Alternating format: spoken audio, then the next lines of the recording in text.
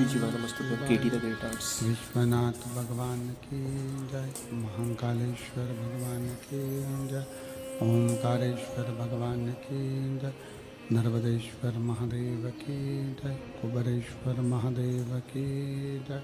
हर हर महादेव, हर हर महादेव, हर हर महादेव। हर काश ओगरदानंतर कालदर्शी कैलाशी अविनाशी भगवान शिव, जिनकी पुनीत पावन शिव महापुराण की कथा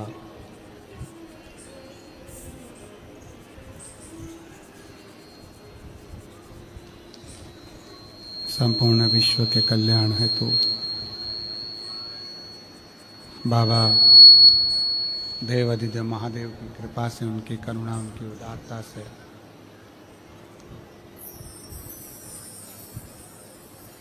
इस पवित्र पावन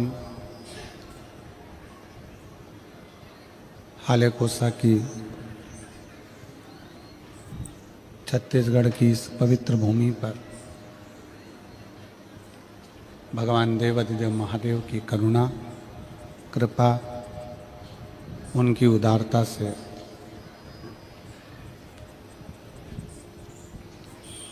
दिव्य और भव्य शिव महापुराण की कथा श्रवण करने का सौभाग्य मिला है। छत्तीसगढ़ की ये पवित्र भूमि, छत्तीसगढ़ महतारी, जहाँ शिव तत्व को प्राप्त करने का सौभाग्य आपको और हमको सबको मिला है।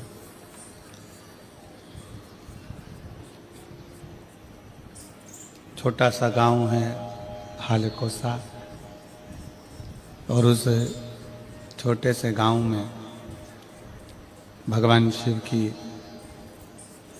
कथा, वो भी दूसरी बार, यह कहीं शिव की ही कृपा है और उन्हीं की उदारता है। और जब तक प्रभु की कृपा ना हो, उनकी करुणा ना हो, उनकी उदारता ना हो, दया ना हो,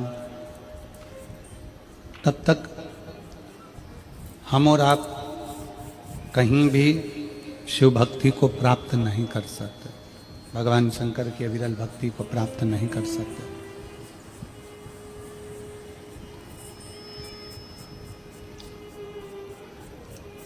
शिव का दूसरा नाम है विश्वास। भगवान शंकर का जो दूसरा नाम है वो है विश्वास। चाहे फिर परिवार में हो, भाई में हो, पत्नी में हो, पति में हो, रिश्तेदार में हो, नातेदार में हो, कुटुंब में हो, कबीले में हो, आपका विश्वास, आपका भरोसा वो मूल है।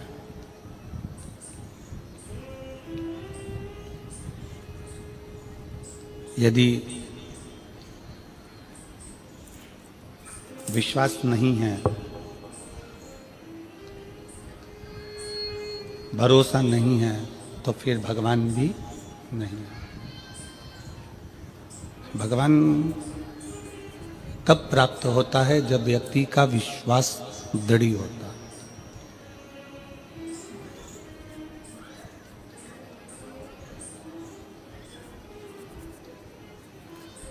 आप एक लोटा जल लेकर भगवान शंकर के मंदिर जा रहे हो,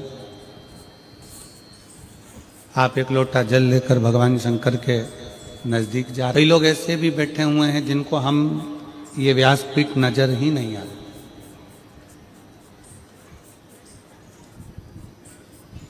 दिख ही नहीं रही, बस आते हैं, कथा सुनते हैं और कथा श्रवण कर कर अपने गंतव्य की ओर चले जाते हैं।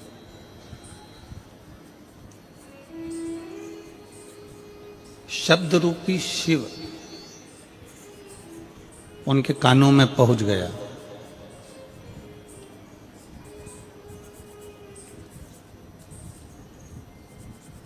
शबरी अम्बा को मेरे राम जी महाराज कहते हैं प्रथम भक्ति संतन कर संगा और दूसरी रति मम कथा प्रसंगा।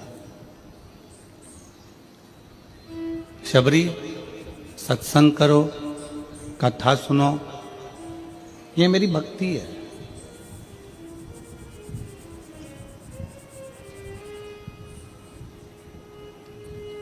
यहां बैठकर आप कौन सी भक्ति कर रहे हो? श्रवणम भक्ति, सुन रहे हो। कौन सी भक्ति कर रहे हो? सत्संग रूपी भक्ति, सुन रहे हो, सत्संग कर रहे हो। और श्रवणम सत्संग, ये वो भक्ति है जिसके बल पर हम परमात्मा को प्राप्त कर सकते हैं।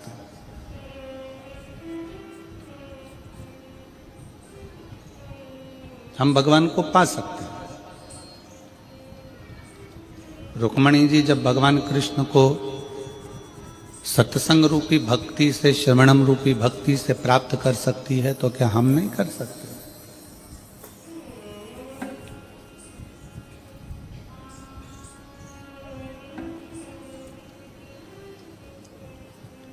हम जितना कथा को सुनते हैं, हम जितना कथा को श्रवण करते हैं, उतना उतना हम परमात्मा को अपने भीतर उतारते चले जाते हैं। उतना उतना हम भगवान को अपने अंदर उतारते चले जाते हैं।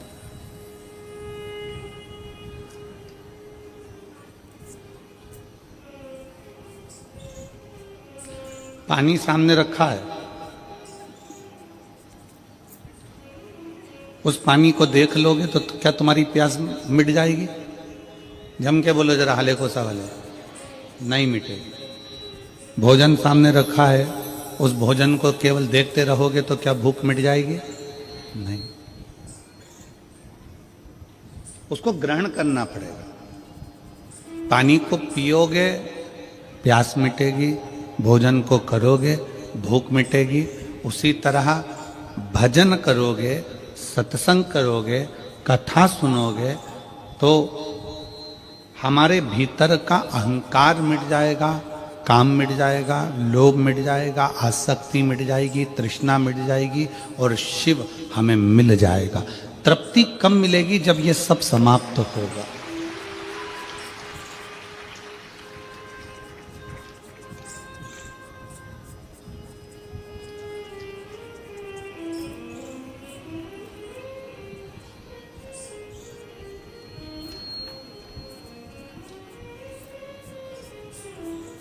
माननीय मुख्यमंत्री जी की धर्मपत्नी जी यहाँ पर बैठी हैं, श्रीमती कौशल्या देवी जी सहाय जी।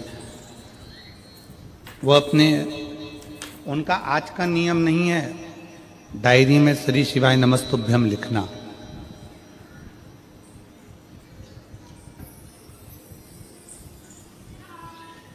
जब माननीय मुख्यमंत्री जी की कुर्सी पर नहीं थे, उसके पहले भी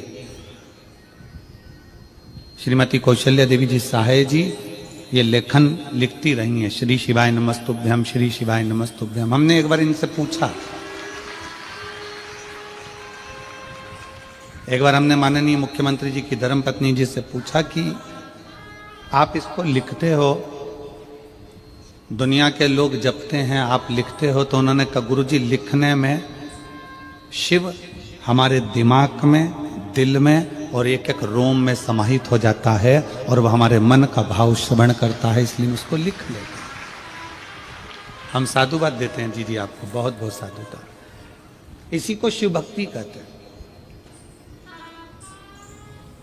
इसी को शिव उपासना कहते हैं।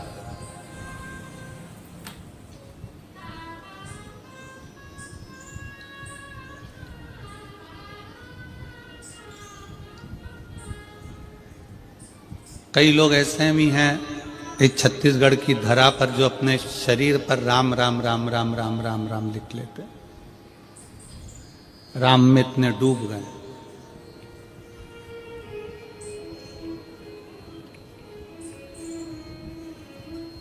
शिव को पाने का तरीका अपना अपना है। बस शिव को एक चीज पसंद नहीं है, वो तुम्हारा दिखावा। और हम इस व्यासपीठ के माध्यम से आप सबको धन्यवाद देते हैं कि आप जितने कथा को सुन रहे हैं, चाहे टीवी पर सुन रहे हैं, मोबाइल पर सुन रहे हैं, फेसबुक यूट्यूब पर सुन रहे हैं, चाहे हाले कोसा की इस पवित्र भूमि पर जहां तुम्हें जगह मिल गई वहां बैठकर सुन रहे हो, आप लोगों के अंदर दिखावा नहीं है, आप लोगों के अंदर विश्वास रूपी शिव समाया हुआ है। आपके अंदर दिखावे का कोई काम नहीं। श्री शिवाय नमस्तुभ्यं केडी द ग्रेट आर्ट्स। बाकी की जितनी कथा होती है ना, उसमें बैठने के लिए लोगों को गादी लगाना पड़ती है, चादर लगाना पड़ती है, आसन लगाना पड़ता है, कालीन बिछाना पड़ता है, कुर्सियां देना पड़ती है, सोफे देना पड़ते हैं, पूरी व्यवस्था करना पड़ती है।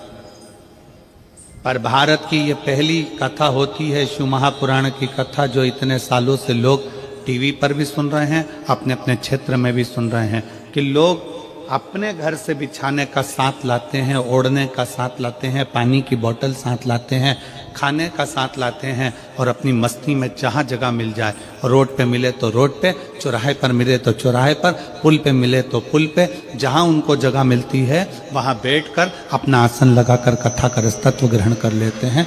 इसमें दिखावा नहीं, इसमें भक्ति है।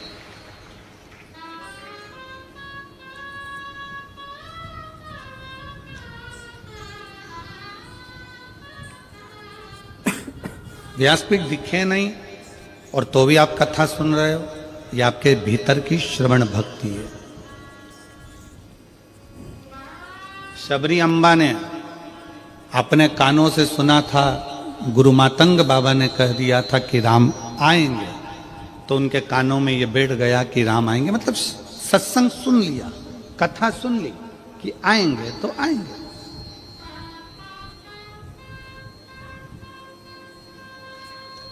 मां कर्माबाई ने अपने गुरु के मुख से सुन लिया था कि भगवान को प्रेम से अगर भोजन कराया जाए तो भगवान सब कुछ पा लेते हैं। कर्माबाई ने वो नजारा भी देख लिया। मीराबाई ने अपने गुरु रविदास जी से सुन लिया था कि भगवान तो घट घट में बैठा है, जहर को भी अमृत कर देता है, तो मीराबाई ने वो भी देख लिया। मीराबाई ने वो भी देख लिया।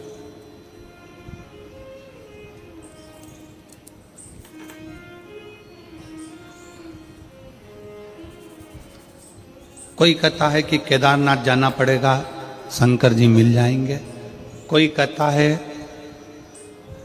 सीहोर जाना पड़ेगा, शंकर जी मिल जाएंगे। कोई कहे उज्जैन जाना पड़ेगा, शंकर जी मिल जाएंगे। कोई कहे काशी जाना पड़ेगा, शंकर जी मिल जाएंगे। कोई कहे त्र्यंबकेश्वर जाना पड़ेगा, शंकर जी मिल जाएंगे। कोई कहे नर्मदा के घाट जाना पड़ेगा, शंकर जी मिल जाएंगे। शिव महापुराण की कथा कहती है शंकर तो तुम्हारे दिल में बैठा है, एक बार दिल से घर में बैठ कर भी पुकारोगे तो शंकर मिल जाएगा। वो दूर नहीं है, उसमें दूरी है ही नहीं।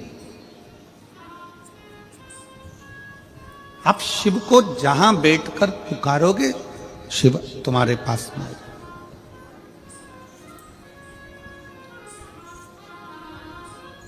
पर हमारे अंदर अहंकार इतना भर गया, काम इतना भर गया, लोभ इतना भर गया, आसक्ति इतनी भर गई, तृष्णा इतनी बढ़ गई, वासना इतनी बढ़ गई। हमारे भीतर दूसरे का भाव लेने का, दूसरे का धन लेने का मन में इतना भाव बढ़ गया कि हम दूसरे के धन को पाकर सुखी होना चाहते हैं।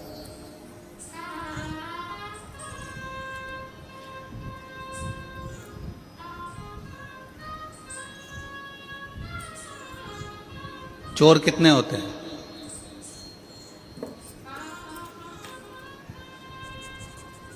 जैसे कपड़े की वैरायटी होती है उसी तरह चोटों की भी वैरायटी होती है। Please like and subscribe to my YouTube channel KD The Great Arts। हर हर महादेव। अलग अलग तरह के चोर होते हैं। किसी के घर में घुस गया बिना पूछे, वो भी जम के बोलो जरा चोर है। वो भी क्या है? चोर है। किसी का रखा हुआ सामान बिना पूछे उठा लिया, वो भी जम के बोलो चोर। किसी के घर में जाकर कोई सामान उठाकर लेकर चले गए, वो भी चोर, वो भी चोर।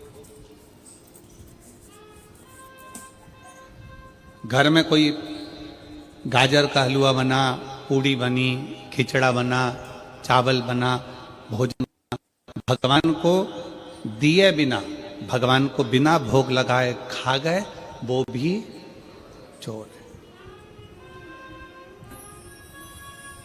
घर में बूढ़ी माँ, घर में बूढ़े पिता हैं,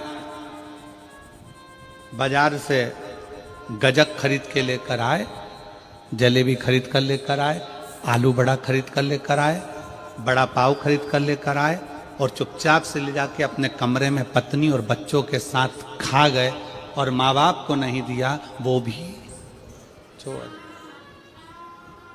वो भी चोरते हैं, वो भी चोर। घर में बूढ़े माँ बाप बैठे हुए हैं, घर में बुजुर्ग बैठे हुए हैं, घर में बूढ़े रह रहे हैं। एक माँ बाप अपने बच्चे को अपने मुंह का निवाला निकाल कर दे देते हैं, एक माँ बाप अपने बच्चे को अपना वैभव पूरा दे देते हैं, तो बच्चों का भी फर्ज बनता है कि बुढ़ापे में और बचपन में, ये दो अवस्था ऐसी होती है जिसमें खाने की लालकता ज्यादा होती है। बचपन में भी खाने की ललकता होती है और बुढ़ापे में भी खाने की ललकता होती है। हमारा काम, अपना काम, हम अगर अपने बच्चों के लिए कुछ लेकर आ रहे हैं, हम अपनी पत्नी के लिए कुछ लेकर आ रहे हैं बाजार से, तो एक पुड़िया अलग से अपने माँ बाप के लिए भी बंधवा कर लेकर आओ और उनको दो कि माँ ये मैं तेरे लिए लेकर आया। चोटों की गिनती में नहीं आओगे। और जो माँ बाप को बिना दिए अपने कमरे में बैठकर दोनों धनी लुगाई, दोनों पति पत्नी और बच्चे सब मिलकर खजाएं, समझ लेना तुम बहुत बड़े चोटे हो, चोर हो। माँ बाप ने अपने बच्चों से कुछ नहीं छुपाया, दे दिया। रोटी खाने माँ बैठी है, बच्चा पास में आ गया, माँ ने अपनी रोटी का निवाला पहले बच्चे को खिला दिया। पिता कुछ खा रहा है, बच्चा आ गया, पिता ने अपना निवाला बच्चों को दिया।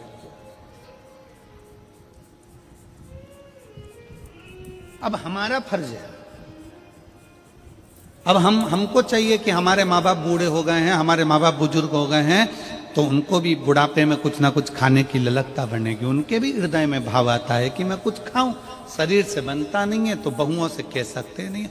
अपना फर्ज है कि जब बाजार से अपनी पत्नी के लिए कुछ खरीद कर ला रहे हो, बाजार से अपने बच्चों के लिए कुछ खरीद कर लेकर आ रहे हो, तो अपने बूढ़े माँ बाप के लिए भी अलग से थोड़ा सा पैक करा कर लेकर आओ और उनको बंद एक पुड़िया बनाकर एक अलग से लेकर आकर उनको कहो, माँ ये मैं तेरे लिए गजक लेकर आया हूँ, माँ मैं तेरे लिए गाजर का हलवा लेकर आया हूँ, माँ मैं तेरे लिए ये लेकर आया हूँ। बुजुर्ग खाता कम है, अपने बेटे का स्वभाव देखकर, बहू का स्वभाव देखकर आशीर्वाद देता ज्यादा है,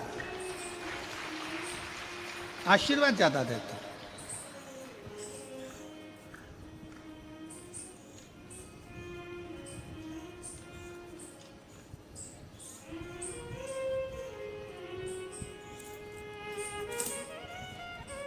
संसार सागर में एक बड़ी सुंदर कथा आती है, वायु पुराण, मत्स्य पुराण की। वायु पुराण में, मत्स्य पुराण में ऋषि ने ध्रुव का चरित्र आता है।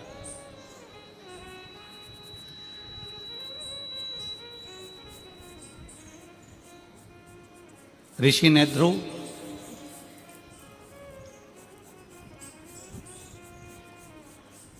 जो भगवान शंकर की आराधना में लीन रहते थे, शिव की भक्ति में लीन है। उनकी धर्म पत्नी का नाम था सुमेधा।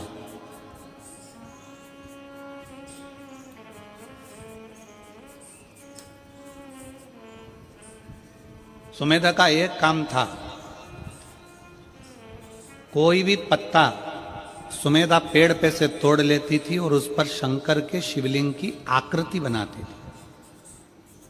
जैसे ये दीदी श्री शिवाय नमस्तुभ्यम लिखती हैं, वैसे उसका नियम था सुमेधा का। किसी भी वृक्ष की पत्ती को तोड़ लेती है और उस पर शंकर जी की आकृति बनाती, शिव की आकृति।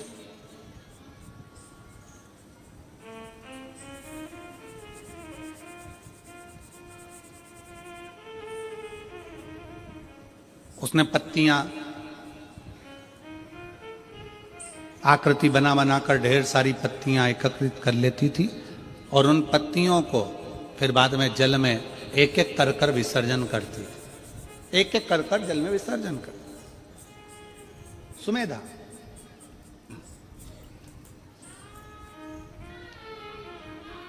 नेद्रु ऋषि की धर्म पत्नी सुमेधा कोई भी पत्ती मिल जाती उस पर चंदन से, अबीर से, गुलाल से, जो उसके पास में होता उससे उस पे वो शिवलिंग बना लेती।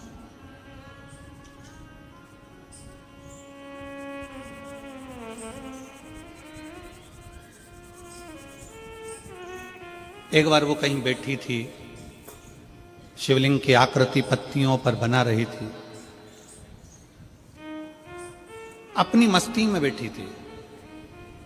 एक विधवा लेडीज, एक बेधव्य महिला स्त्री बहुत दुखी, जिसका नाम था शारदा। वायु पुराण का यह चरित्र है, मत्स्य पुराण में भी इस चरित्र का वर्णन आया है।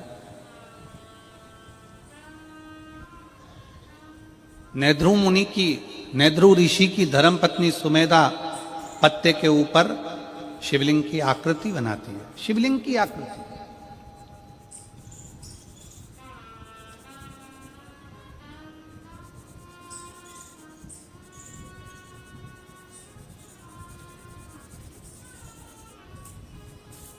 एक वेधव्य स्त्री जिसका पति उसको छोड़कर चले गया, प्राण छूट गए उसके।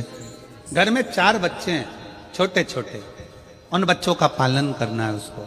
उसके पास में धन नहीं, उसके पास में वैभव नहीं है। पूरे गांव गांव नगर नगर घूम घूम कर काम मांगती है कि मुझे कोई काम मिल जाए, मुझे कोई ऐसा कार्य बता दो जिससे मेरा जीवन कट जाए, अच्छे से निकल जाए। मैं बहुत दुखी हूं। पूरे गांव गांव में घूमने के बाद में वो जहां पर सुमेधा बैठकर शिवलिंग बना रही थी, सुमेधा बैठकर पत्ते के ऊपर शिवलिंग की आकृति बना रही थी, वहां पर जाकर खड़ी हो गई। वहां जाकर खड़ी।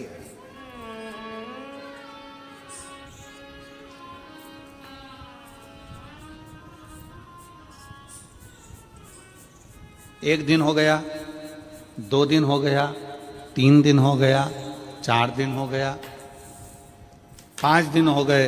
रोज आ जाती शारदा, रोज खड़ी हो जाती। केवल खड़ी हुई शिवलिंग की आकृति बना रही है सुमेधा और उसको देख रही है।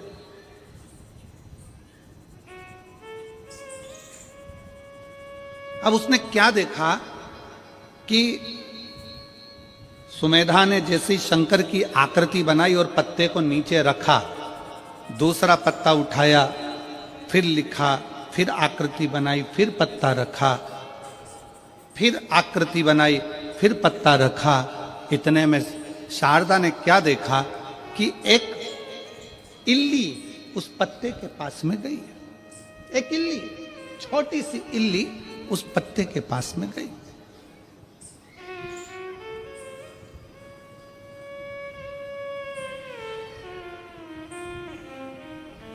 और शारदा देख रही है कि वो इल्ली पत्ते के पास में जाती है और पत्ता उसने धीरे धीरे धीरे धीरे खाना प्रारंभ किया।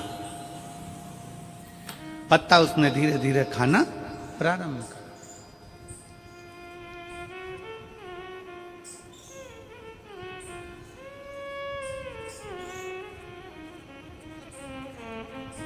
कुछ देर तक शारदा देखती रही। उसने क्या देखा कि पत्ते को जैसे ही इल्ली ने खाना प्रारंभ करा और वो शंकर का जो शिवलिंग सुमेधा ने बनाया था, इल्ली खाते खाते वहां पर पहुंची है, उतनी देर में इल्ली के प्राण छूट जाते हैं और वो एक मनुष्य की आकृति धारण कर कर, कानों में कुंडल, गले में माला पहनकर सामने से देव योग से वैकुंठ लोक की ओर, इस मृत्यु लोक से जा रही है। एक इल्ली, एक छोटी सी इल्ली पत्ते को खाई और वैकुंठ को जा रही। शारदा को बड़ा आश्चर्य हुआ। मैं जंगल जंगल घूम रही हूं, नगर नगर जा रही हूं, गांव गांव जा रही हूं, सबसे प्रार्थना कर रही हूं, मेरे बच्चे भूखे हैं, भोजन चाहिए, मेरे बच्चों को क्या खिलाऊंगी, पति चले गया, मैं अकेली मेरे बच्चों को कैसे पालूंगी, नेत्रों से नीर बह रहा है। 5 दिन तक उसने लगातार यही लीला देखी। उस पत्ते को इल्ली खाती चली जाती, कोई जीव खाता चले जाता, कोई बकरी खाती चली जाती। उसने बड़ा विचित्र देखा। आखिरी में 7 दिन निकल गए और 7 दिन के बाद में वो अपने हाथ जोड़कर सुमेधा के सामने जाकर खड़ी हो गई। सुमेधा के विनय करने के, सुमेधा से कहा, ए बहन, मेरे को एक बात कहना। सुमेधा ने कहा, तुम कौन हो? मेरा पति चले गया, शांत हो गया, मैं वेधव्य हूं, विधवा हूं।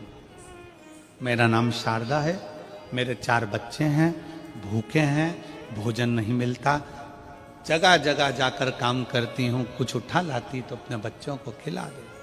बहुत दयनीय स्थिति है मेरी। मैंने देखा है आप पत्ते पर कुछ बनाती हो। सुमेधा मुस्कुरा कर कहती है, मैं शिवलिंग बनाती हूं। शिवलिंग? हाँ।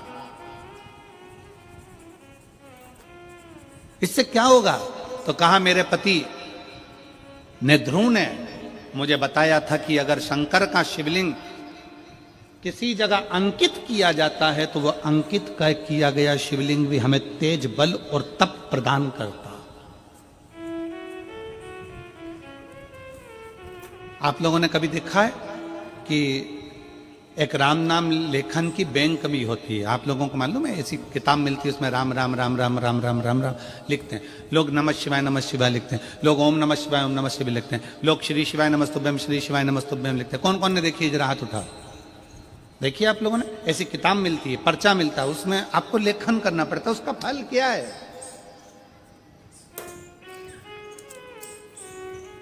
भारत की भूमि पर कई लोग राम नाम लेखन करते हैं, भारत की भूमि पर कई लोग शिव नाम लेखन करते हैं, भारत की भूमि पर कई लोग भगवान शंकर का नाम, भगवान राम का नाम, भगवान कृष्ण का नाम लेखन करते हैं। उसका फल क्या? तो कहा, उस लेखन का फल यह है कि आप अगर जंगल में जाकर, वन में जाकर कहीं तप साधना नहीं कर सकते, क्योंकि तप साधना करने के लिए भी एकाग्रता चाहिए और लिखने के लिए भी एकाग्रता की जरूरत होती है। अगर आप कहीं वन में जाकर तप साधना नहीं कर सकते तो एक कॉपी पर आप भगवान का जब नाम लिखते हैं तो आपका दिल और दिमाग एकाग्र हो जाता है, भगवान की चरणारविंद में चला जाता है। वो तप के बराबर है, वो साधना के बराबर। भारत की भूमि पर जितने लोग राम नाम लिखते हैं, लेखन करते हैं, कृष्ण नाम लिखते हैं, लेखन करते हैं, शिव नाम लिखते हैं, लेखन करते हैं, नमः शिवाय लिखते हैं, लेखन करते हैं, शंकर का मंत्र लिखते हैं, लेखन करते हैं, उन सब के चरणों को नमन करता हूं। क्योंकि आप भले वन में जाकर तप नहीं कर सकते, साधना नहीं कर सकते, पर लेखन करने में चित्त मन एकाग्र हो जाता है। फिर भगवान उसको तप साधना में गिन लेते हैं, क्योंकि इसने अपने मन को कंट्रोल कर लिया, अपनी इंद्रियों को कंट्रोल कर लिया। साधना करिए ऐसे।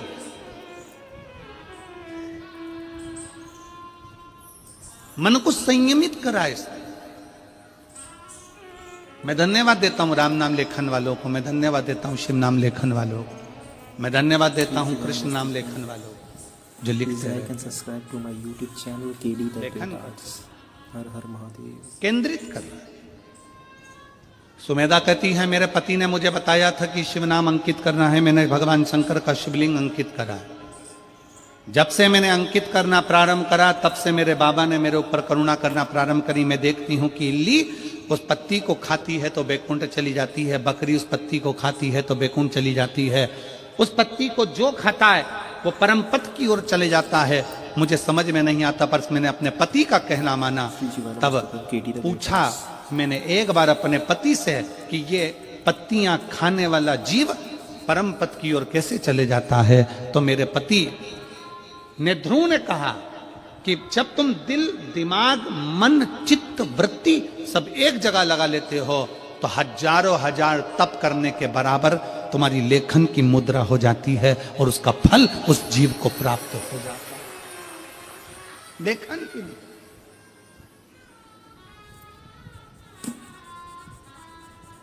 उसका फल प्राप्त हो जाता है। शारदा ने कहा मैं बड़ी दुखी हूं, मैं क्या करूं? सुमेधा ने कहा कि मैं नहीं बता सकती, पर मेरे पति ने ध्रुव के पास तुम जाओ, उससे विनय करो, वो तुम्हें जरूर मार्ग बताएगा। उसने मुझे मार्ग बताया है तो तुम्हें भी बताएगा।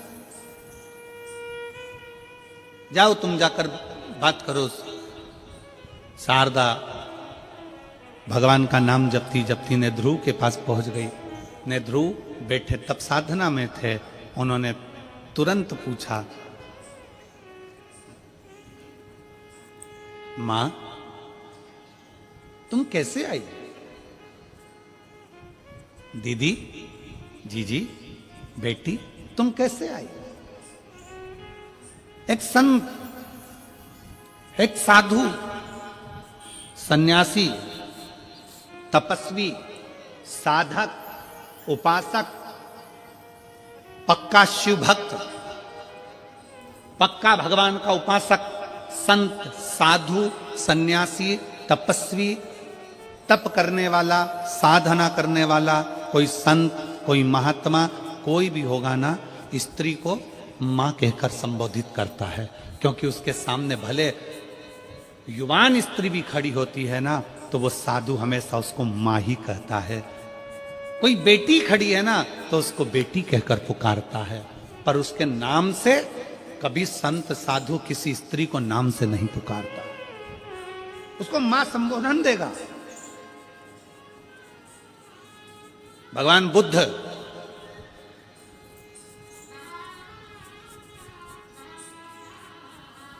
बुद्ध जब अपने परिकरों ने कह दिया क्या आप भिक्षा आपके दरवाजे से भी मांग सकते हो? गौतम बुद्ध अपनी धर्म पत्नी के दरवाजे पर पहुंच गए। दरवाजा पर जाकर अलख लगाई बुद्ध ने।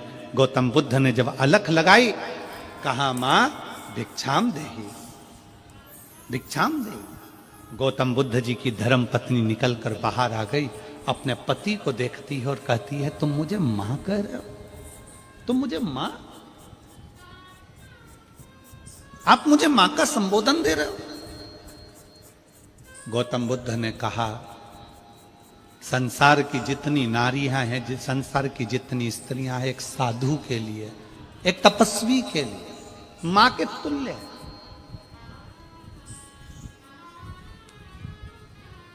वो माता के तुल्य है, मां के तुल्य। और तुम मेरी माता हो।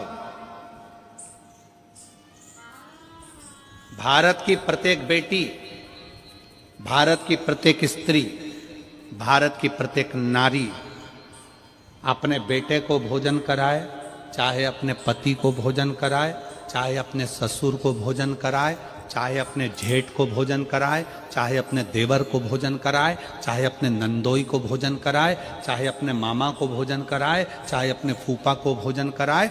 जिस समय पर घर की स्त्री भोजन परोसती है, जिस समय पर घर की स्त्री भोजन बनाती है, चाहे वे बेटी हो, चाहे वो बहू हो, चाहे वो माँ हो, घर की स्त्री जब भोजन बनाती है, भोजन परोसती है, उस समय पर वो पत्नी नहीं रहती है, उस समय पर वो एक माँ का स्वरूप हो जाती है, अन्नपूर्णा का स्वरूप हो जाती है।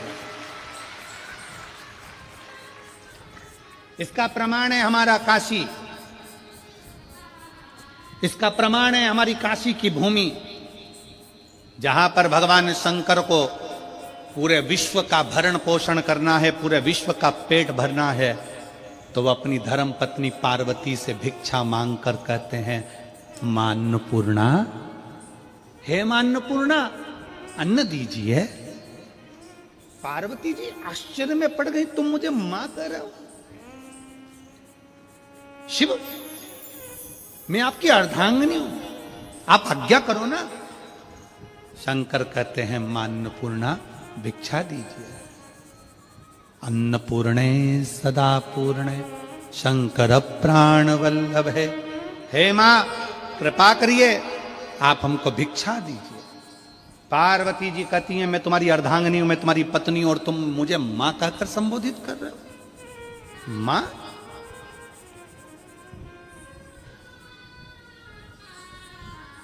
शंकर जी कहते हैं, जिस समय पर स्त्री अपने पति को भोजन देती है, जिस समय पर स्त्री अपने पति को अन्न का भाग देती है, जिस समय पर स्त्री अपने पति को भोजन कराती है, उस क्षण प्रत्येक संसार की स्त्री मां बन जाती है, अन्नपूर्णा बन जाती है। अन्नपूर्णा हो।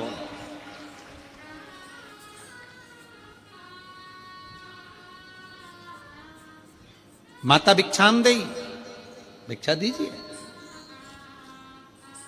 माता भिक्षाम देई, भिक्षा दीजिए।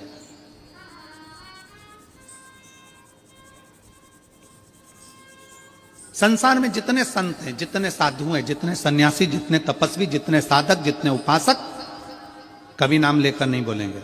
दीदी कर कर बोलेंगे, जीजी कर कर बोलेंगे, बेटी कर कर बोलेंगे, मां कर कर बोलेंगे।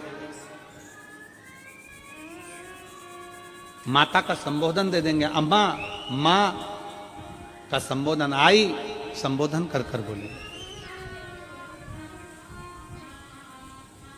संत की श्रेष्ठता इसी में। संत की श्रेष्ठता सबसे ज्यादा इसी में है कि वो संबोधन जब दे तो एक नारी को माता का संबोधन दे। कितना सुंदर कहा है।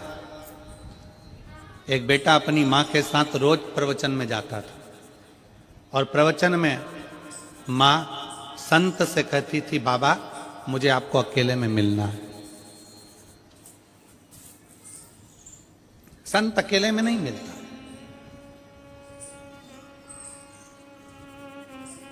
स्त्री रोज कहती है, बाबा मुझे तुमसे अकेले में मिलना है, महाराज मेरे को तुमसे अकेले में मिलना है। संत मना कर देते, हम नहीं मिले। एक दिन बेटे को गुस्सा आ गया और बेटे ने कह दिया, बाबा जी आप सबसे मिलते हो, मेरी मां से क्यों नहीं मिलते? कहा, बेटा तुम्हारी माता मुझसे अकेले में मिलने को कहती है, मैं अकेले में नहीं मिलना चाहता।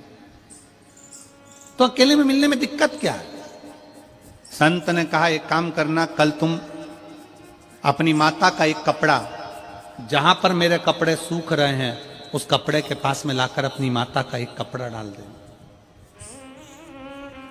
तुम्हारी माता का एक कपड़ा लेकर आना, जहां मेरे कपड़े सूख रहे हैं उन कपड़ों के पास में माता का कपड़ा डाल दे। बेटा गया, मां का कपड़ा उठाकर लाया, और जहां संत के कपड़े सूख रहे थे एक डोरी पर, उसी के पास में मां का कपड़ा डाल दिया। प्रवचन चालू हुआ, सब लोग कथा में आए। एक का ध्यान चले गया संत के कपड़े पर, उसने दूसरे को कोनी मारकर कहा कि संत के कपड़े के पास में स्त्री का कपड़ा। दूसरे ने तीसरी से कहा, संत के कपड़े के पास में स्त्री का कपड़ा। तीसरे ने चौथे से कहा, पूरे नगर में बात फैल गई कि ये महाराज अच्छा नहीं है, स्त्री का कपड़ा इसके कपड़े के पास में है, मतलब इसका संग स्त्री के साथ है। सब कथा छोड़ छोड़ कर चले गए। अकेले महाराज वो बच्चे को जाता हुआ देखा तो महाराज ने बुलाकर कहा, देख बेटा, तेरी माँ का केवल एक कपड़ा मेरे कपड़े के पास में आया तो लोगों की दृष्टि बदल गई। अगर तेरी माँ से मैं अकेले में मिल लेता तो लोगों के विचार बदल जाते हैं। संत, साधु, सन्यासी, तपस्वी, साधक, उपासक, जितने बड़े बड़े तपस्वी होते हैं, ये स्त्री से दूरी बनाकर संबोधन देंगे तो माता का संबोधन देंगे, ए मेरी जीजी हो, ए मेरी बेटी हो, ए मेरी माता हो, मां का संबोधन।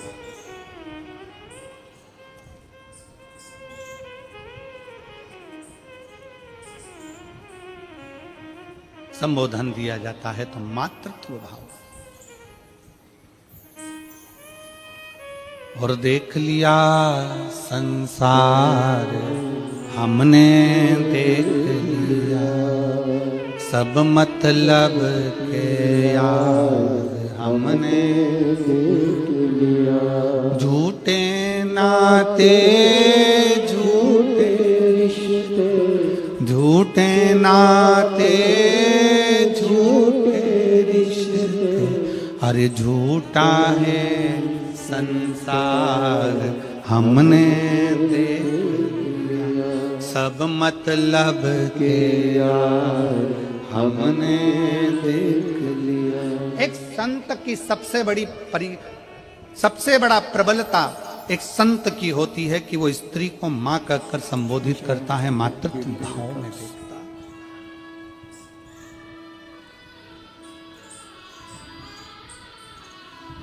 एक संत की सबसे बड़ी प्रबलता होती है वो भोजन को बहुत अधिक मात्रा में नहीं पाता, त्याग की भावना होना चाहिए। त्याग की भावना। उपास करते हो आप लोग? कोई सा भी उपास करते हो? कभी महीने, 4 महीने, 6 महीने, 1 साल में कोई सा उपास रखते होगे? अरे हाथ तो हिलाओ जरा, सही है? रखते हो सब लोग? रखो जरा। खाते ही खाते हो कि भूखे भी रहते हो? जम के बोलो जरा। थोड़ा भूखे रहते हो। भजन दबाकर करो पर भोजन दबाकर मत करो, शास्त्र कहता है। भजन दबाकर करो, भजन जितना कर सकते हो करो, पर भोजन दबाकर नहीं करो। जो दबा दबा कर खाता है वो एक दिन दवा खाने चला जाता है। दवा खाने जाता ही कौन है? जो ज्यादा दबा के खाता है। जो मिल जाए, इसने बिस्कुट दिया वो खा लो, टॉफी मिल गई वो खा लो, कोई खिचड़ी बांट दिया वो खा लो, चावल मिल गया वो खा लो, पूरन पोली मिल गई वो खा लो, रोटी मिल गई वो खा लो, पापड़ मिल गया वो खा लो, जो ला कर दे वो सब खा लो। खूब दबा दबा कर जो खाता है वो एक दिन दवा खाने चला जाता। दवा खाने जाता ही कौन है? जो दवा दबा के खाता है। इसलिए खाने पर कंट्रोल होना चाहिए। थोड़ा सा बहुत ध्यान दे। भजन दबा कर करो, भजन जितना कर सकते हो करो, पर भोजन दबा कर मत करो। भोजन को थोड़ा सा दूरी बना करो। पर हमारे यहां तो बड़ी विचित्र बात है। कई लोग ऐसे भी हैं, चाय पीने बैठते हैं, अभी 5 मिनट पहले कोई के साथ बैठ कर पी थी और 5 मिनट बाद कोई दूसरा आ गया तो आन दो, फिर पी गए, फिर कोई आ गया, और काका जी कैसे हो? जा बेटा चाय बना ले। और मेहमान के लिए चाय आई और काका जी के लिए नहीं आई तो मुंह फूल गया। हमारी कहां? मौसा जी आ गए, मौसा जी किसी से मिलने के लिए, फिर कोई आ गया, फिर कोई आ गया, फिर पापा जी अभी तो आपने चाय पी थी, पिताजी अभी तो आपने चाय पी थी, फिर कोई आ गया, फिर चाय, फिर चाय, फिर चाय। आन दो, आन दो, आन दो। शाम के 7 बजे फिर पेट में एसिडिटी होन दो, होन दो, होन दो, होन दो।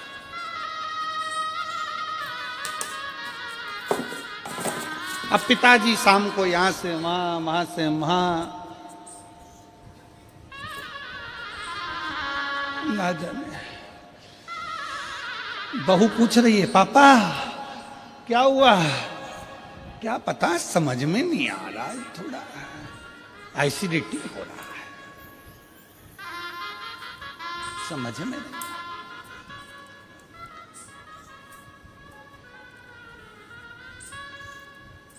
2 बजे रात तक अच्छे से सोया, 2 बजे के बाद फिर जाग गया। पत्नी ने पूछा क्या हो गया? एकदम उठ के बैठ गए। पता नहीं, दबा दबा कर खाया, इसलिए अब पेट भी दबाना पड़ रहा है। खूब दबा, थोड़ा कंट्रोल,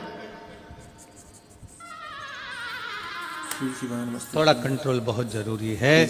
अपनी इंद्रियों पर संयम करना बहुत जरूरी है। जब आप और हम अपनी इंद्रियों को संयमित करेंगे तो ये निश्चित है व्रत का फल मिलता जरूर है। जो उपास कर रहे हो उसका फल मिलेगा। संसार की प्रत्येक, तो जहां नेध्रु मुनि, नेध्रु ऋषि, जिनके सामने शारदा आकर खड़ी हो जाती है, नेध्रु ऋषि,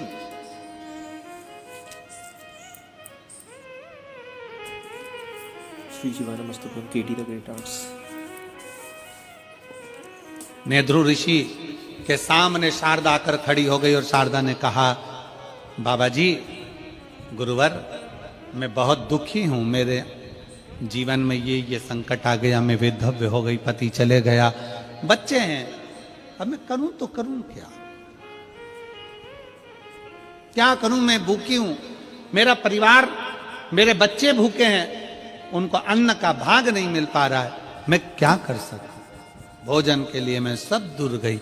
तब नेध्रु ऋषि ने एक ही बात कही, तुमने कभी शंकर की आराधना करी है? तुमने कभी शिव की आराधना करी है? नेध्रु ऋषि ने पूछा, कभी तुमने शंकर की आराधना करी है?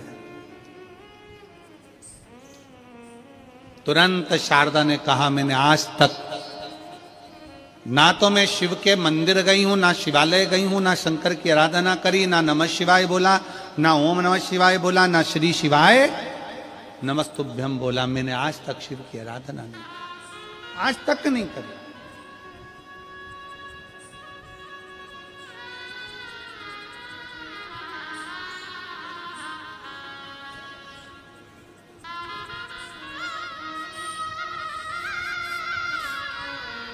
क्या तुम्हें किसी ने बताया नहीं? क्या तुम्हें कोई बताता नहीं है कि शंकर की आराधना का फल क्या है?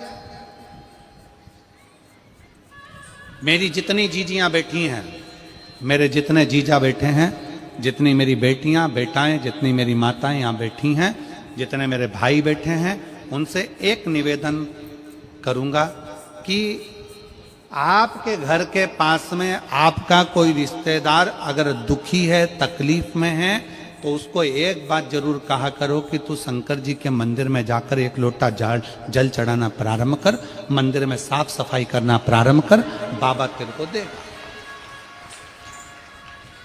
बाबा तेरे को देगा।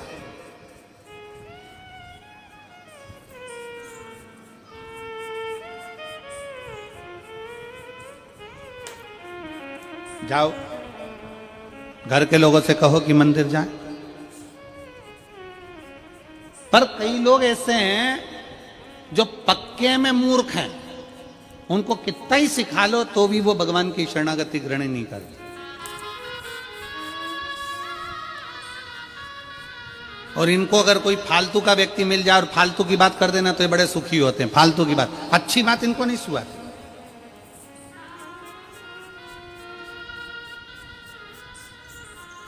और कई लोग ऐसे हैं जो अपने विचार से नहीं चलते, दूसरे के विचार से चलते। दूसरे ने ऐसा कह दिया, दूसरे ने ऐसा बोल दिया, और बोलते से वो दूसरे के विचार में आकर कुछ भी बोल दिया। किसी ने एक कह दिया, वो व्यक्ति ऐसा है, कान में भर दिया, भरा, फूंक मारी, उसने वैसा बोलना चालू कर दिया। कई लोग, वो दो हैं, वो कहते ना संग। Zoopy.com से अभी ऐप डाउनलोड करो, खेलो लूडो और घर ले आओ करोड़ों के कैश प्राइजेस। शंख और मूर्ख ये अपने आप कुछ नहीं बोलते, इनमें फूंक मारो तो बोलते।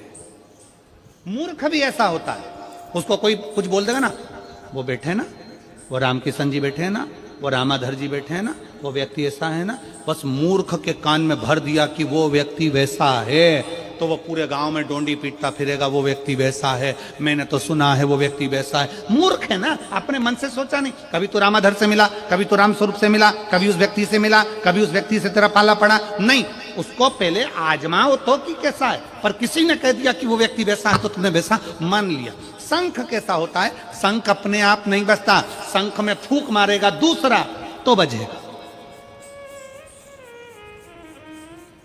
और ज्ञानी पुरुष का लक्षण क्या है? ज्ञानी पुरुष का लक्षण होता है वो थोड़ी सी फूंक से बिलखता नहीं है, क्रोधित नहीं होता, चिल्लाता नहीं। कई कई मूर्ख होते हैं। पत्नी ऑफिस में जा रही है, ड्यूटी जा रही है, काम कर रही है, नौकरी कर रही है, घर में बच्चों को संभाल रही है, भोजन करा रही है, और कई कई पतियों को कोई दोस्त ऐसे मिल जाते हैं फूंक मारने वाले, जो ये फूंक मार देते हैं, भैया हमने तो देखा था कि वो वहां पर बैठी हुई थी, हमने देखा था वो वहां बैठा हुआ था, फूंक मार दी। अब तुम चतुर हो कि मूर्ख हो, तुम पर निर्भर करता है। आप अपने पति पर शंका कर रहे हो, दूसरे के कहने पर मूर्खता है। आप अपनी पत्नी पर शंका कर रहे हो, दूसरे के कहने पर मूर्खता है। आप अपने परिवार पर शंका कर रहे हो, दूसरे के कहने पर मूर्खता है। चतुरता उसको कहते हैं जो बोलने वाले से भी कह दे तू चुप रहे, मैं मेरी पत्नी को, मेरे अपने पति को, मैं अपने परिवार को अच्छे से जानता हूं, मुझे मालूम है कि मेरा परिवार क्या है, तू चुप रहे। इसको चतुरता कहते हैं। किसी ने फूंक मारी और तुम बजना चालू हो गए, किसी ने कुछ बोला और तुमने बुराइयां देखना प्रारंभ कर दी, ना ना, इसको श्रेष्ठता नहीं कहते।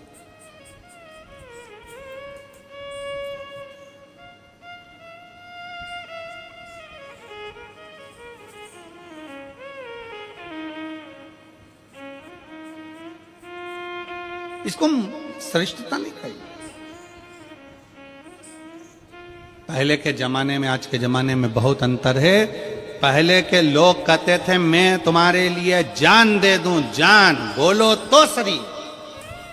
आज का जमाना ऐसा है कि अगर वक्त पड़े तो मैं तुम्हारी जान ले लूं, दूं तो नहीं।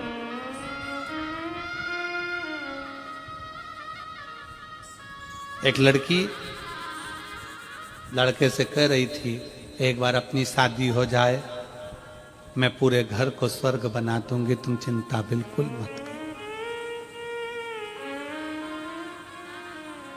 गार्डन में बैठ के बोल रही थी,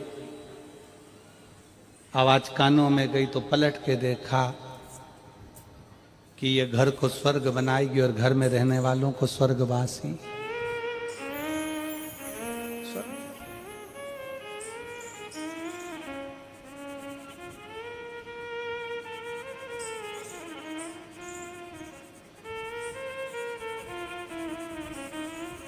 तुम्हारे घर में एक आध बड़ा फंक्शन हो ना, 25-50 मेहमान आए हो, बहुत सारे रिश्तेदार आए हो, और तुम्हारी कोई जिससे बहुत अच्छी पटती हो और वो तुमसे कह दे मैं तो तेरे लिए कुछ भी कर सकता हूं, मैं तेरे लिए कुछ भी कर सकती हूं, तुम बोलो तो बस एक बार, मैं तुम्हारे लिए सब कुछ कर सकती हूं, सब कुछ कर सकती हूं। जो तुमसे बोले ना मैं सब कुछ कर सकती हूं, उसको फोन लगा के बोल दो बर्तन पड़े मान देगी,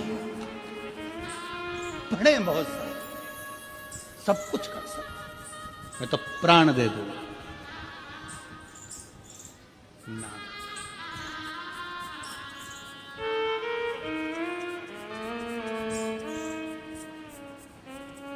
और मेरे गिरधर शिव तत्व में, भगवान की भक्ति में एक आनंदता में, मीराबाई कहती है भगवान कृष्ण से कि है मेरे गिरधर, है मेरे गोपाला, है मेरे कृष्ण, मैं तेरे लिए अपना सर्वस्व वार देती हूं। भगवान कृष्ण ने परीक्षा ले ली मीराबाई की, जहर का प्याला भेज दिया। जहर का प्याला भेजा तो भगवान को लगा सही में सर्वस्व वार सकती है, तब भगवान कृष्ण उसकी साक्षी में प्रकट हो जाते हैं। थोड़ा परीक्षा मेरा भगवान लेता है, मेरा कृष्ण लेता है, मेरा राम लेता है, मेरा शिव लेता है, उस परीक्षा को लेता है, थोड़ा समय लगता है। क्या तुम्हें किसी ने बताया नहीं कि शंकर की आराधना करने का फल क्या होता है? ध्रुव ऋषि शारदा से कहते हैं क्या तुम्हें कोई बोला नहीं? शारदा ने कहा मेरे परिवार वालों ने कहा था कि जब दुख की घड़ी आए तो शिव को याद करना, शंकर को याद करना। शिव, तो क्या तुमने शिव को याद नहीं किया? क्या तुमने शंकर को याद नहीं किया? किया। मैं थोड़े दिन भगवान के मंदिर गई, थोड़े दिन मैंने भगवान का भजन किया, थोड़े दिन मैं भगवान के मंदिर गई, फिर मैंने मंदिर जाना छोड़ दिया। क्यों? भगवान ने मेरा सुना ही नहीं। ध्रुव ऋषि ने एक बात कही, जितने शिव भक्त यहाँ कथा सुन रहे हैं, जितने शिव भक्त यहाँ पर बैठे हुए हैं और जितने शिव भक्त आस्था चैनल पर कथा सुन रहे हैं, फेसबुक यूट्यूब पर कथा सुन रहे हैं, बड़े ध्यान से सुनना। नेध्रु ऋषि ने पूछा, तुम्हें तुम्हारे रिश्तेदारों ने कहा था कि शंकर के मंदिर जाओ, तो तुम गई थी? हाँ गई थी। कितने दिन? थोड़े से दिन। फिर क्यों नहीं गई? मेरा मन नहीं लगा। क्यों? भगवान ने मेरी बात नहीं मानी, इसलिए मैंने मंदिर जाना छोड़ दिया। मैं मंदिर जाना छोड़ दी, मैं कथा जाना छोड़ दी, मैं भजन करना छोड़ दी। क्यों? भगवान ने मेरी सुनी नहीं। नेध्रु ऋषि ने कहा, ओ मेरी मां, बच्चा गर्भ में रहता है तो कितने महीने रहता है? जम के बोलो जरा, कितने महीने? 9 महीने। नेध्रु ऋषि ने कहा, एक बच्चे को भी स्वस्थ जन्म लेने में 9 महीना लगता है, और दुनिया के लोग ये सोचते हैं कि हम 2 महीने से जल चढ़ा रहे हैं और भगवान हमारी सुन ले। 9 महीने में बच्चा पूर्ण जन्म लेता है, तो भगवान पर भरोसा भी कम से कम 9 महीना तो करो कि भगवान कुछ देगा। पर आज का जमाना ऐसा हो गया कि कोई ऐसा महाराज मिल जाए जो हमको ऐसी भभूति दे दे और ऐसे पटके और नीचे से सोने के हंडे निकल जाए। तो ऐसा हंडा निकालने वाला महाराज हो तो हमको भी बता दो, हम भी तुम्हारे साथ चलेंगे हाले कोसा से डायरेक्ट, कि ये सब भभूत फेंको, सामान फेंको और नीचे से सोने के हंडे निकल जाए। शिव महापुराण की कथा कहती है, शंकर भगवान का चरित्र कहता है, अपनी मेहनत, अपनी लगन, अपना कर्म, अपना परिश्रम व्यक्ति को आगे लेकर जाता है, ऐसे फेंकने से हंडा नहीं निकल जाता है। अपनी मेहनत से जाइए। एक पत्र है, ये शंकर की उपासना।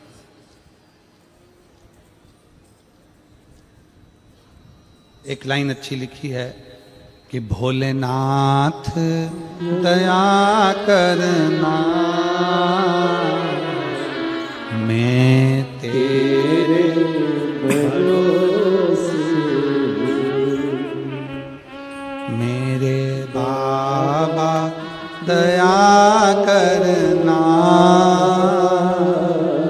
मैं तेरे भरोसे, ना घर के भरोसे हूँ, ना परिवार के भरोसे हूँ, ना घर के भरोसे हूँ, ना परिवार के भरोसे हूँ, मेरे बाबा दया करना, मैं तेरे भरोसे,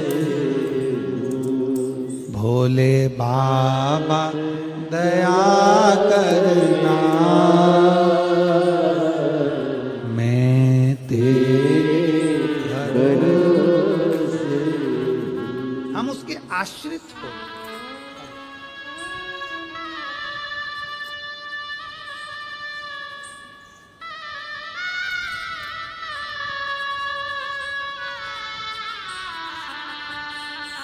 चित्रा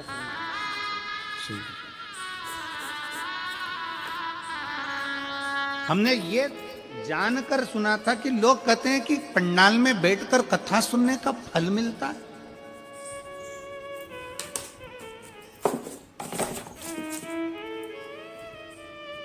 और फिर वही वाली बात आ गई। देखिए, नेध्रु ऋषि ने शारदा से कहा, कितने दिन तुमने जल चढ़ाया, कितने दिन तुमने शंकर की आराधना की?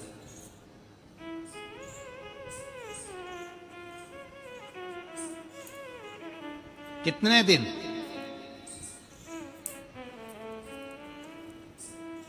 कितने दिन तुमने शिव की आराधना की?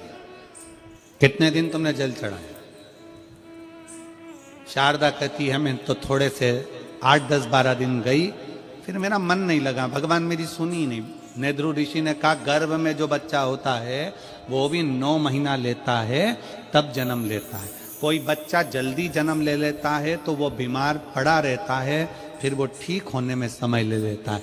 इसलिए अगर भगवान तुम जल चढ़ा रही हो, रोज मंदिर जा रही हो, रोज कथा में जा रही हो, कथा श्रवण कर रहे हो, और अगर भगवान तुम्हारी अर्जी, भगवान तुम्हारा पत्र, भगवान तुम्हारी बात नहीं सुन रहा, थोड़ा समय लग रहा है, भगवान तुम्हारा दुख नहीं काट रहा, थोड़ा समय लग रहा है, तो चिंता मत करना, जरूर मेरा बाबा तुम्हें स्वस्थ कुछ ना कुछ देना चाहता है जो अच्छा हो। जल्दी में दे देगा, जल्दी दे दिया और बाद में तकलीफ आ गई तो क्या मतलब। इसलिए थोड़ा रुक कर, आपका काम है मंदिर जाना, आपका काम है भगवान का भजन करना, आपका काम है भगवान का कीर्तन करना, आपका काम है भगवती स्मरण में डूबना, जाते रहो।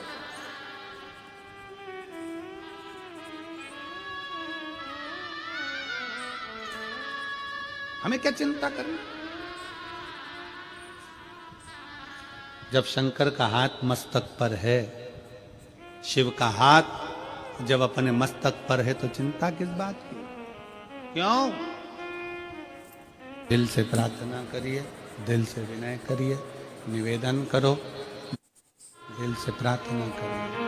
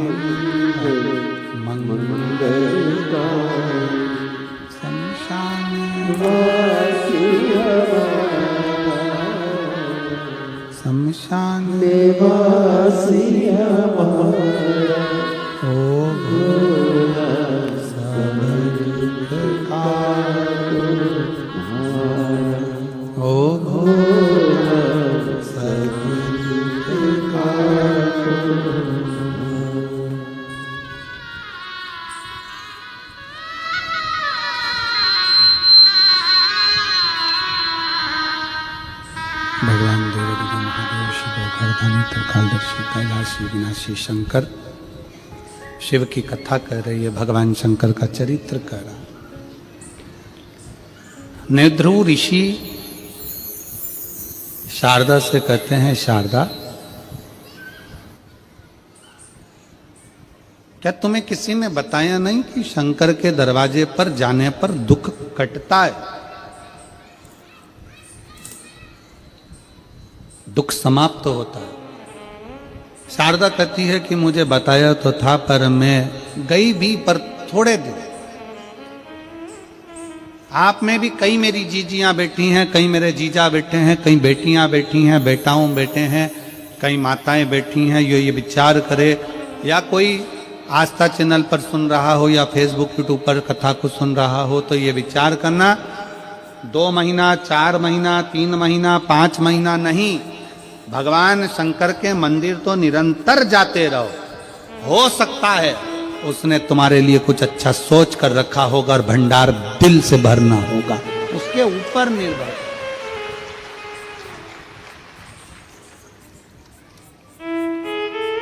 हो सकता है उसने कुछ सोचा, उसने कुछ विचार करा हो सकता है कि उसने कुछ विचार कर रखा हो तुम्हारे लिए, कुछ अच्छा सोच कर रखा हो तुम्हारे लिए, कुछ श्रेष्ठ सोचा हो तुम्हारे लिए। आ जाइए, आ जाओ, आ जाओ।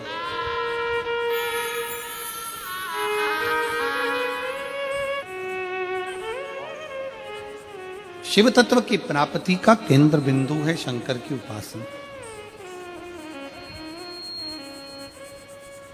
हाले कोसा की इस पवित्र कथा में आप अपने हृदय में, अपने चित्त में यह बात बिठा कर रखो कि हम शंकर के मंदिर जाते रहें, शिवालय जाते रहें, शिव की उपासना करते रहें, एक ना एक दिन मेरा बाबा हाथ पकड़कर तुम्हें पार लगाएगा जरूर, अपनी मंजिल तक पहुंचाएगा जरूर।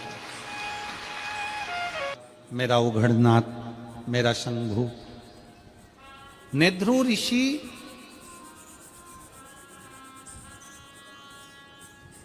शारदा से कह रहे हैं, आ जाइए, शारदा से कह,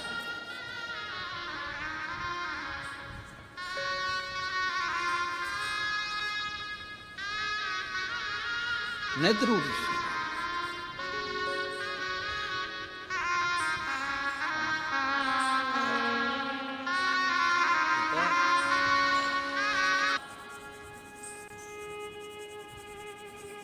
क्या तुम शिव की आराधना नहीं करती? करती नहीं, छोड़ दिया था। आपकी और हमारी भी आदत है, आप और हम सब एक जैसे हैं। भगवान ना सुने तो मंदिर जाना छोड़ देते हैं।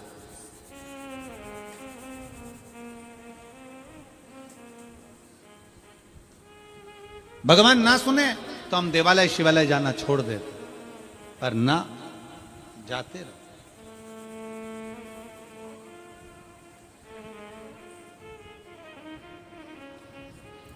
जाते रहो, शिव तत्व श्रवण करते रहो। आप राम जी का भजन कर रहे हो तो भी ये मानकर चलो कि आप शंकर का ही भजन कर रहे हो। आप कृष्ण का भजन कर रहे हो तो भी ये मानकर चलो कि आप शिव का भजन कर रहे हो। आप शिव का भजन कर रहे हो तो भी ये मान के चलो कि आप राम का भजन कर रहे हो। आप शंकर का भजन कर रहे हो तो भी मानो कि आप कृष्ण का भजन कर रहे हो।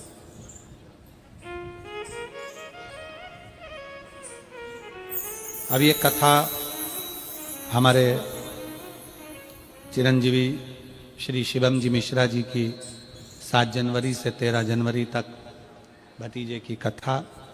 स्थान है देऊलगांव राजा, जिला बुल्ढाना। बुल्ढाना क्षेत्र में देऊलगांव राजा एक ग्रामीण खेड़ा है, क्षेत्र है, जहाँ पर श्रावणी लांस में 1 बजे से 4 बजे तक हरिहर शिव श्रीमद् भागवत कथा का वहाँ पर आयोजन है। 1 बजे से 4 बजे तक मैं देऊलगांव राजा के सभी श्रोता भाई बहनों से निवेदन करूँगा कि वहाँ पहुँचकर श्रावणी लांस में, जो कि जालना चीखली बाईपास रोड पर है, उस पर कथा अवश्य श्रवण करें, जो कि 7 जनवरी से 13 जनवरी तक चालू हो रही है। शिव तत्व को क्यों ना सुने? राम ही कृष्ण, राम ही शिव है, कृष्ण ही शिव है, और शिव ही राम है, और शिव ही कृष्ण है। शिव ही कृष्ण।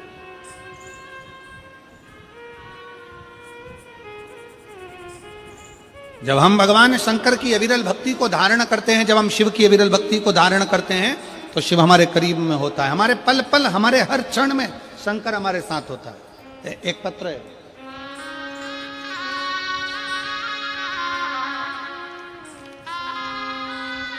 पर भोलेनाथ को जो मंजूर हो ये जानकर 1 लोटा जल शिव जी को चढ़ाना प्रारंभ करो। शिव को चढ़ाओ। भक्ति, आपका विश्वास। शारदा, तुम एक काम करो, शिव की आराधना करो। क्या करूं मैं? क्या कर सकती हूं मैं? क्या करूं मैं? शिव की आराधना। और कर्पूर घोरम करुणावतारम संसार सारम भुजगेन्द्र सदा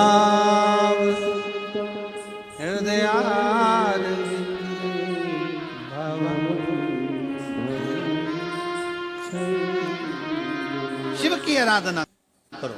वो साधारण शंकर, सहज शंकर, भोले शंकर, शिव शंकर अपने भक्त को कभी खाली नहीं देते। जाओ वापिस शिव की शरणागति जाओ, वापिस शंकर के द्वार जाओ। 9 महीना गर्भ में बच्चा रहता है, 9 महीने बाद स्वस्थ होता है। एक बीज पृथ्वी में जाता है तो उसको भी उगने में समय लग जाता है। तुम भगवान शंकर की आराधना में से डूब जाना कि समय का भान ना हो। एक ना एक दिन शंकर तुम्हारी झोली खुशियों से भर ही देगा। जाओ करो भजन।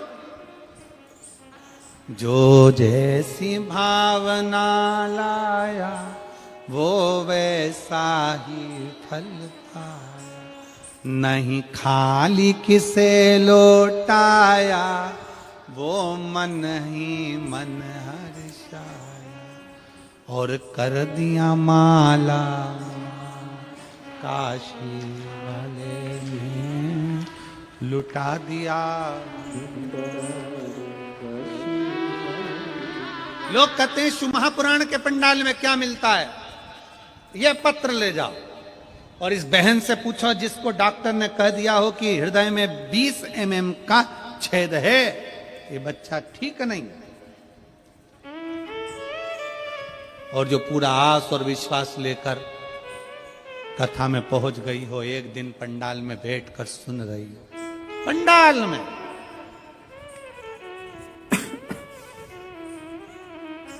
हम आपसे भी निवेदन करेंगे, कथा सुनने के लिए अगर आओ ना, तो जब तक कथा की आरती ना हो जाए तब तक कथा का स्थान छोड़ो ना। जैसे ही आरती हो प्रणाम करो, झोली पसार कर नमन करो। बाबा भंडार भर देना दातार, तेरे भरोसे पर आई हूं, बहुत दुखी हूं, बहुत कष्ट है, तू कृपा कर देना। आरती होने के बाद भूमि को नमन करो, प्रणाम करो। वहां की रज को, मिट्टी को अपने मस्तक लगाकर उसको कहकर दिल से उससे प्रार्थना कर कर जाओ, दिल से।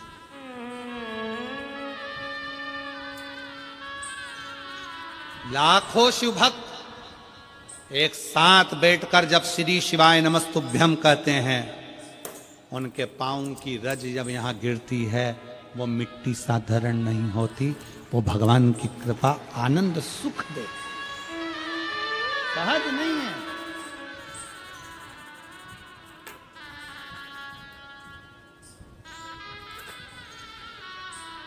सोलह जनवरी से जो कथा सूरत गुजरात में होने जा रही है, मैं सूरत वालों से भी कहूंगा, दिल से कथा सुनना, दिल से।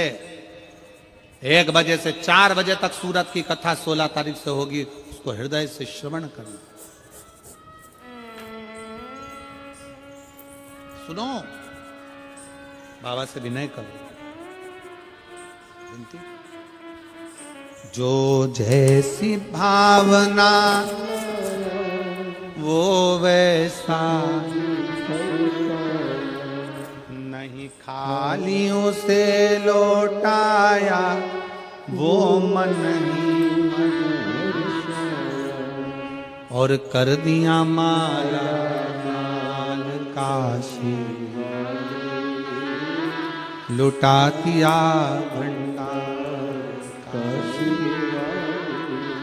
आप जिस कामना से आए हो, जिस भाव से आए, जिस विचार से आए, जिस सोच से आए,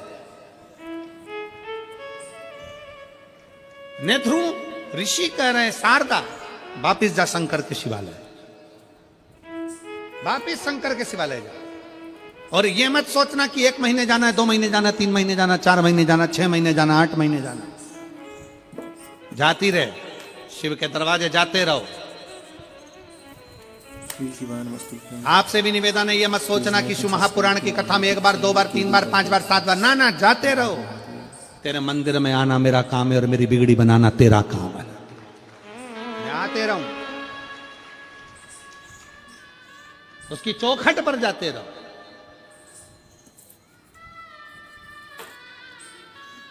और आप सब हाले कोसा वालों को हमारी तरफ से निमंत्रण है। 25 फरवरी से 3 मार्च तक कुबेरेश्वर बाबा का रुद्राक्ष महोत्सव है, जिसका दर्शन ही मात्र जीवन में आनंद दे देता है।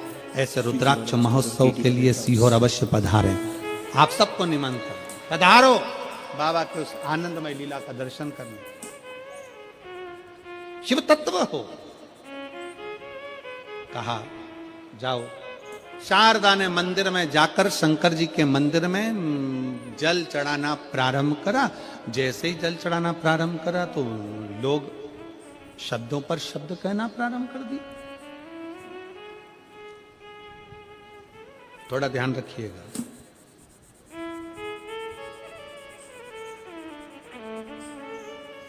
आप मंदिर जाना चालू कर दो, लोग तुमको ताना देना चालू कर देंगे। ये चल दी सती सावित्री, ये चल दिया शंकर जी को चेला, ये चल दिए सियोर वाला महाराज जी का चेला। लोग ताना देना चालू कर दिए। घबराना नहीं, टेंशन मत लेना, घबराना नहीं, टेंशन नहीं लेना। दुनिया ताने देती है ना, देने दो। ताना देने के बाद भोलेनाथ जो कृपा करते हैं ना, उसका फल ही दूसरा होता है। उसका फल रोज जाओ शिव जी के लिए, प्रतिदिन। शारदा ने कहा कि लोग ताने देने लगे, अब शब्द करने लगे। दुनिया की रीति है, फिल्म देखने जाओगे कोई ताने नहीं देगा।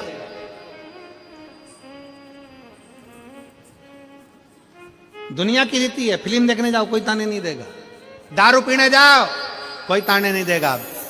गंदे काम करोगे कोई ताना नहीं देगा, क्योंकि दुनिया के लोग चाहते हैं कि तुम नशे में मिलो। दुनिया के लोग चाहते हैं कि तुम्हारा घर बेकार हो जाए। दुनिया के लोग चाहते हैं कि तुम बर्बाद हो जाओ। पर एक एक पुरुष को, एक एक बच्चे को, एक एक भाई को अपने दिल में बिठाना पड़ेगा, दिमाग में बिठाना पड़ेगा कि नशा मैं कर रहा हूं, पर मेरा पूरा परिवार, मेरी पत्नी, मेरे बच्चे, मेरा घर बर्बाद होते चले जा रहा है। अपने अंदर संकल्प करना पड़ेगा कि मुझे नशा आज से छोड़ना है। ये संकल्प होना चाहिए।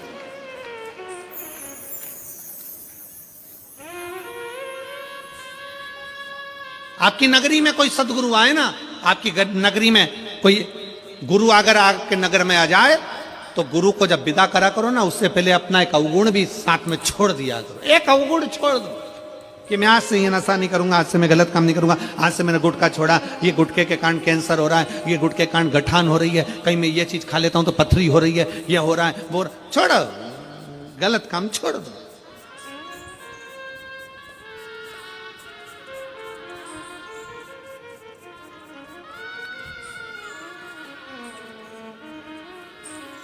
आप गलत काम कर रहे हो ना, कोई आपको रोकने वाला नहीं है। वाह वाह, बहुत बढ़िया, करे जा। क्योंकि दुनिया चाहती है कि तुम बर्बाद हो जाओ, दुनिया चाहती है कि तुम नष्ट हो जाओ। रोती रोती शारदा ने ध्रुव ऋषि के पास वापिस आ गई। गुरुदेव, मैंने मंदिर जाना चालू करा, शिव की पूजन करना चालू करी, शंकर की आराधना करना चालू करी, और लोग ताना देने लगे, अपशब्द करने लगे, आड़ा टेढ़ा करने लगे। मेरे को लोग, मैं विधवा हूं, बेधव्य हूं, लोग ताना देते हैं, अपशब्द करते हैं, आड़ा टेढ़ा करते हैं।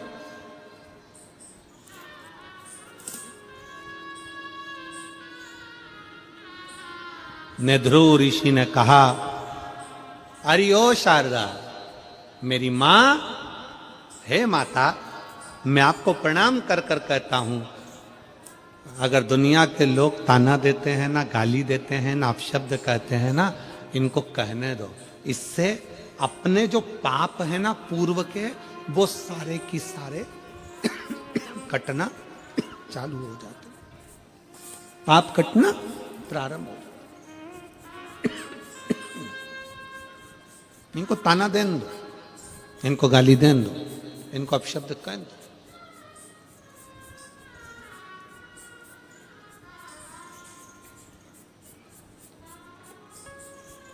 कई लोग कहते हैं गुरुजी हमारे रिश्तेदार हमको बहुत गाली देते हैं, हमको अपशब्द कहते हैं। हमने कहा भगवान की कृपा है, तुमको गाली पड़ रही है, ये करुणा है, दया है, पढ़ने दो, असर तुमने ले लिया। कितना सुंदर एक संवाद, एक राजा की एक राजा को एक काया का रोग हो गया, काया गल गल के टपक टपक के गिरने लगी तो वो सारा इलाज करवा लिया। इलाज करवाने के बाद वो ठीक नहीं हुआ तो उसने अपने गुरु से कहा, गुरुदेव मेरा काया का रोग ठीक नहीं हो रहा है, मैं क्या करूं?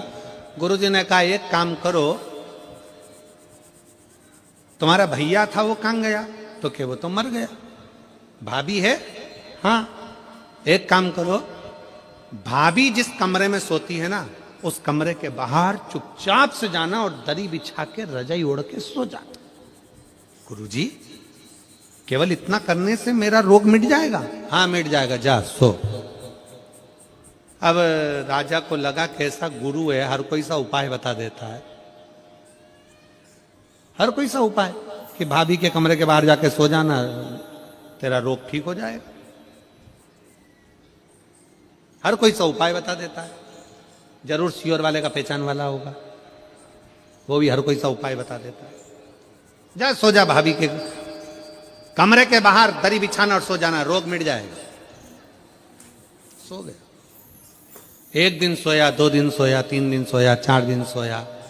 एक द्वारपाल ने देख लिया ये रोज रात को राजा जाता है भाभी के कमरे में सोता है, भाई मर गया और ये भाभी के कमरे में जाकर सोता है। पूरे नगर में सूचना हो गई, नगर के लोग गालियां देने लगे, ऐसा खोलला राजा जो भाई मर गया और भाभी के कमरे के अंदर जाकर सोता है। उसको मालूम तो था नहीं कि कमरे के बाहर सोता था, लोगों ने तो कह दिया कमरे के अंदर सोता। खूब गालियां दी। राजा का शरीर धीरे धीरे ठीक हो गया, पूरा शरीर ठीक हुआ। राजा गुरुजी को प्रणाम करने गया, गुरुदेव आज मेरा शरीर पूरा ठीक हो गया गुरुदेव, पर समझ में नहीं आया गुरुदेव, बड़े बड़े डॉक्टरों को दिखाया तो ठीक नहीं हुआ, भाभी के कमरे के बाहर सोने से कैसे ठीक हो गया, समझ नहीं आया। गुरुजी ने कहा, राजन तेरे पाप इतने बढ़ गए थे कि तेरे शरीर से टपक टपक कर गिर रहे थे, इसलिए तुझे कमरे के बाहर सुलाया। दुनिया के लोगों ने तुझे गालियां देना प्रारंभ करी, ताने देना प्रारंभ करे, अपशब्द कहना प्रारंभ करे। जितनी जितनी तुझे गाली पड़ती थी, जितने जितने तुझे ताने पड़ते थे, जितने जितने तुझे अपशब्द पड़ते थे, धीरे धीरे तेरा पाप सारा कट कट कर गिरता गया और तेरा शरीर ठीक हो गया। तेरा शरीर ठीक हो गया। मेरी बहुओं से निवेदन है, मेरी बेटियों से निवेदन है, मेरी माताओं से निवेदन है। कई बहुएं कहती है मेरी सास दिन भर गाली बकती है, कई बहुएं कहती है मेरी सास मुझे ताना देती है, गाली देती है। तुम बड़े खुश होना, सास को 4 साड़ी ज्यादा दिलाना कि कम से कम तुम्हारी सास गाली तो देती है। वो गाली जितनी देगी तो उतनी ब्यूटीफुल होती चली जाएगी, उतनी सुंदर, उतनी आनंदमय।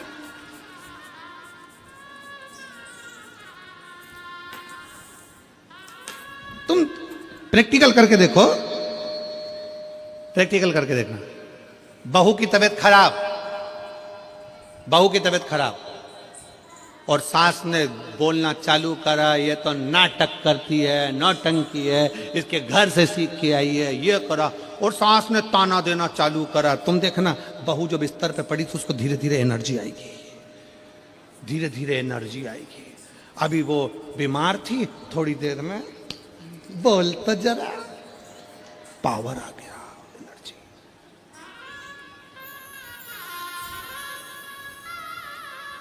कोई ताना देना, गाली देना, अपशब्द कहना, बड़े खुश होना, बड़े प्रसन्न। बाबा को धन्यवाद देना, तुम्हारी कृपा से आज मुझे गालियां पड़ रही है, अच्छी बात है, कोई बात नहीं।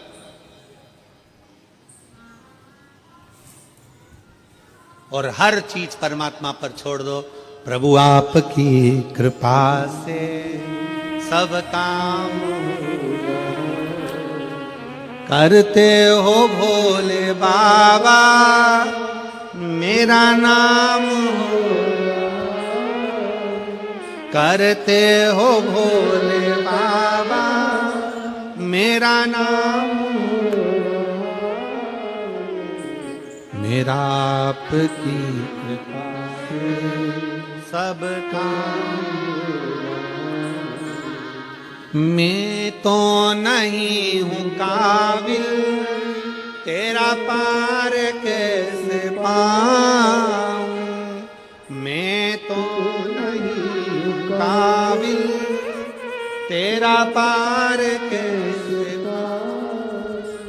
टूटी हुई वाणी से गुणगान कैसे गाऊं। टूटी हुई वाणी से गुणगान कैसे गाऊं। और करता नहीं मैं कुछ भी, सरेआम हो रहा, मेरा आपकी कृपा से सब काम। ये शिव की उदारता है, शंकर की कृपा, उनकी करुणा, उनकी दया है। कुछ मिल रहा है उनकी कृपा से मिल रहा है, कुछ दे रहा है उनकी दया से दे रहा है।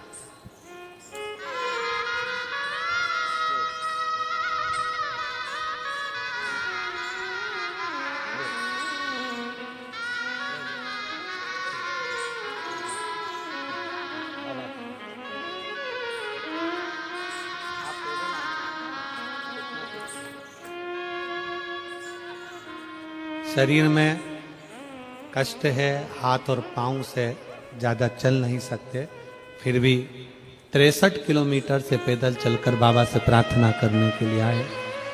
और बेटी, छोटी बेटी 20 किलोमीटर से पैदल चलकर आई है। शिव कृपा, एक उसकी उदारता। शारदा कह रही है कि मुझे अपशब्द कर रहे हैं, नेध्रू ऋषि कह रहे हैं देने दे ताना। बाबा सुनेगा, थोड़े दिन तक ताना सुनना, जल चढ़ाना, शिव की आराधना करना। और शारदा ने प्रारंभ किया आराधना। अब दुनिया के लोग कुछ भी कहें, शारदा अपनी भक्ति में लग गई। ऐसी भक्ति करी कि अब शारदा को कहीं जाने की जरूरत नहीं पड़ी। एक साहूकार निकल कर जा रहा था, निकलते निकलते उसको प्यास लगी। बेटा मुझे पानी पिला दे। शारदा ने कहा, ये जल तो मैं शंकर जी के लिए लेकर जा रही हूं बाबा। बेटा बहुत प्यास लगी है। शारदा ने जल लेकर साहूकार को पिला दिया।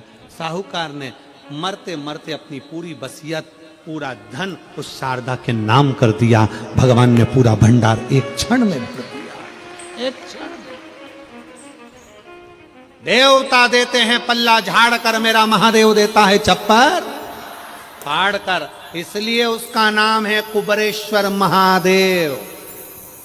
क्या नाम है? कुबरेश्वर महादेव।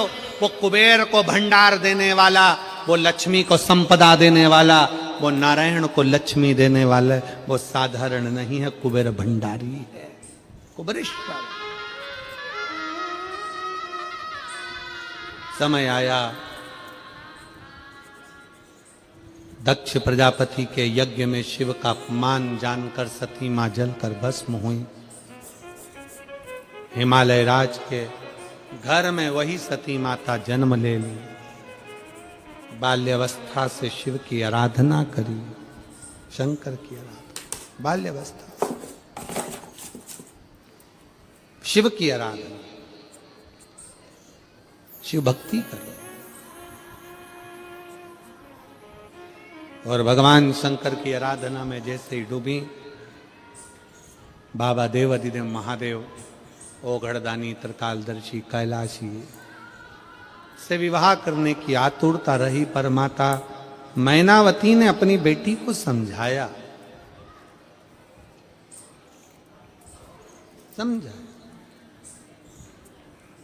तब बेटी ने कहा, मां विवाह तो करना पड़ेगा, कहीं पर भी होगा।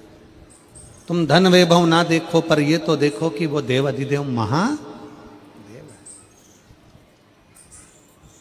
है। एक बार माता पार्वती जी ने अपने पिताजी से कहा, क्या बेटी पराया धन होती है? श्री शिवान वस्तु friend, please like and subscribe to my YouTube channel KD the great arts. Har Har Mahadev. Himalaya Raj कहते हैं नहीं, बेटी कभी पराई नहीं होती। बेटा एक कुल को तारता है और बेटी दो कुल को तारती है। कहते हैं नहीं, बेटी कभी पराई नहीं होती। बेटा एक कुल को